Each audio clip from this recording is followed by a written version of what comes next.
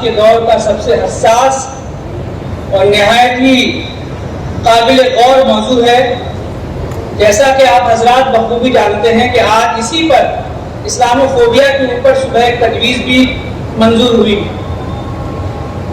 ہندوستان کے لیے یہ لفظ بالکل نیا اور انوکھا ہے، لیکن حقیقت یہ ہے کہ ہمارے سماج میں اس نے دھیرے دھیرے بہت بڑی جگہ بنا لی ہے، اور آج ہمارا سماج اس انتہائی ناسور اور مشکل چیز سے جوجھ رہا ہے۔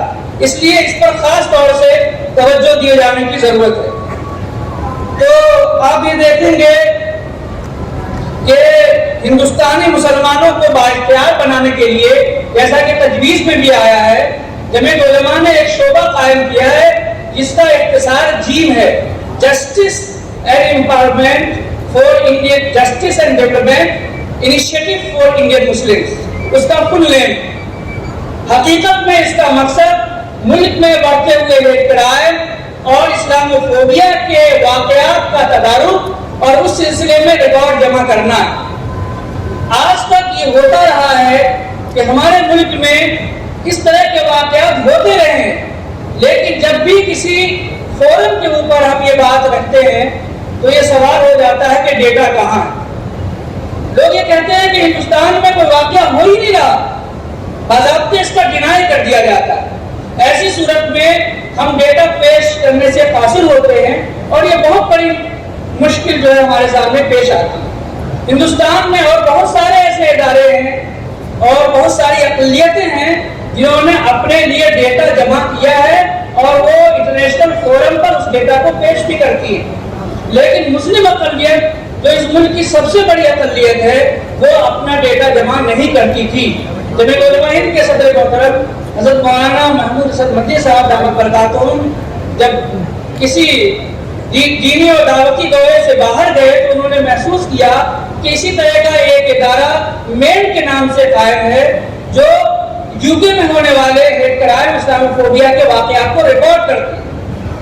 انہوں نے محسوس کیا کہ ہندوستان میں جب امریکی یو ایس اسٹیٹ سیکریٹری جب ہندوستان آئے تو ان کے سامنے کرسچن نے 271 ان کے خلاف، کرسچن کمیونٹی کے خلاف 271 ہوئے واقعات کو انہوں نے پیش کیا، اور وہاں کے یو ایس جو سیکریٹری تھے انہوں نے بھارتی سرکار کے سامنے اپنا دکھ ظاہر کیا، حالانکہ ان کے خلاف صرف 271 واقعات ہوئے تھے۔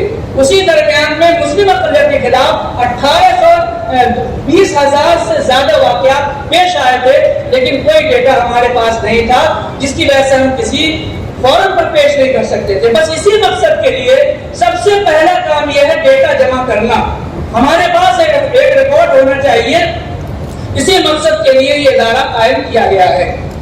چنانچہ اس کا جو ویژن ہے اور اس کا جو مقصد ہے صاف یہ ہے کہ انسانی حقوق کا تحفظ اور اسلام و فوبیا کا مقابلہ کرنا، یہ کلیئر کٹ میسج ہے، اس میں کسی طرح کی کوئی ایمبیگوٹی نہیں ہے۔ اور آگے چل کر جب ہم دیکھتے ہیں تو ہم کیسے کام کرتے ہیں، تو یہ سب سے اہم بات ہے، اور یہی پوری بات کا خلاصہ بھی ہے کہ ہم کام 3 طریقے سے کرتے ہیں۔ Number 1 reporting, number 2 advocacy. Reporting کا مطلب تو کلیئر ہے کہ ہم واقعات کو رپورٹ کرتے ہیں، ریکارڈ کرتے ہیں۔ ایڈوکیسی کا مطلب یہ ہوتا ہے کہ ہم ان کے لیے لڑتے ہیں، ان کے حقوق کے لیے جس لیول پہ بھی ممکن ہوتا ہے ملک کے آئین کے دائرے میں رہتے ہوئے ہم ان کے لیے کوشش کرتے ہیں، پولیس کے ذریعے سے، عدالت کے ذریعے سے۔ آپ نے دیکھا ہوگا کہ جہانگیر پوری کا واقعہ پیش آیا اور باضابطے فساد کے بعد اچانک بلڈوزر چلایا گیا۔ جمعیت علماء کی کوشش سے سپریم کورٹ میں رات بھر کے محنت کے بعد صبح 10 بجے اس اپلیکیشن ڈالی گئی، جس کے بعد صرف آدھے گھنٹے کے بعد بلڈوزر کی کارروائی روک دی گئی۔ تو یہ ایڈوکیسی ہے، دس از دا ایڈوکیسی۔ آگے ہے دستاویز سازی، جو اس کا سب سے اہم بات ہے۔ دستاویز سازی کا مطلب یہ ہوتا ہے کہ اس کو ہر طرح سے ریکارڈ کرنا، کہ واقعہ کا نیچر کیا ہے، طریقہ کیا ہے، پولیس ایٹروسٹی ہے یا یہ 2 کمیونٹی کا جھگڑا ہے، یا ایک آدمی پر اینٹی مسلم ہیٹ کرائم کے طور پر اس کو مارا گیا ہے، موب لنچنگ ہے، اس کی بہت ساری کیٹیگری ہے، اس کیٹیگری میں دستاویز سازی کی جاتی ہے۔ اچھا، ہمارے پاس واقعات آتے کہاں سے، ہم کس طریقے سے واقعات کو دستاویز بناتے ہیں؟ تو اس میں تو سوشل میڈیا جو آپ کے دور کا سب سے فاسٹسٹ میڈیا ہے، اس کے بعد الیکٹرانک میڈیا ہے، हुकूमती एजेंसियां हैं जिनके जरिए से भी चीजें आती है, और मकामी जमीयत यूनिट से। लेकिन सबसे ज्यादा कमजोर यही हमारा इदारा, जो हमारी मकामी जमीयत यूनिट है, इस मुल्क की सबसे बड़ी ताकत है, लेकिन हमारे लिए इस मैदान में अभी कमजोर। तो आज के इजलास में जबकि मुल्क के अहम जिम्मेदारान यहाँ मौजूद हैं, खास तौर से हम ये दरख्वास्त करते हैं कि जो मकामी यूनिटें हैं, जब तक ये भागीदारी नहीं लेगी, इस्लामोफोबिया के वाक़यात को रिकॉर्ड करना या उसके लिए एडवोकेसी करना हमारे लिए इंतहाई मुश्किल है। इसलिए आज जबकि हम सभी जिम्मेदारान यहाँ मौजूद है, इस बात को खास तौर से नोट कर लिया जाए। उसके बाद आगे हम किस तरह से काम करते हैं दिखलाया है, आप देख सकते हैं यहाँ पर। और बहुत सारे वाक़यात हैं कि हमारी टीम कैसे कैसे जाती है, वो भी आपने नोट किया। केस रिव्यू कमेटी, ये बहुत इम्पोर्टेंट है केस रिव्यू कमेटी हमारे लिए। उसमें वकील, सहाफी, कारकुन, सीआरसी। ये सीआरसी क्या है? हम लोग ये मीटिंग करते हैं किसी वाक़या पर कि उसकी किस तरीके से वेरिफिकेशन की जाए।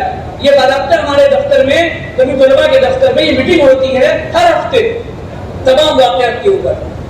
उसके बाद हम इंतखाब करते हैं, रद्द करते हैं, सब चीज़ें बहुत तफसीली चीज़ें आगे आ रही है, दस्तावेज़ात के पूरे तरीके हैं, ये सब चीज़ें आप देख सकते हैं। वक्त की किल्लत है, इतना कहना यह है कि हम इस्लामोफोबिया मैगज़ीन भी निकालते हैं, बस इतना कहना है कि आप लोगों की भागीदारी इसमें होनी चाहिए।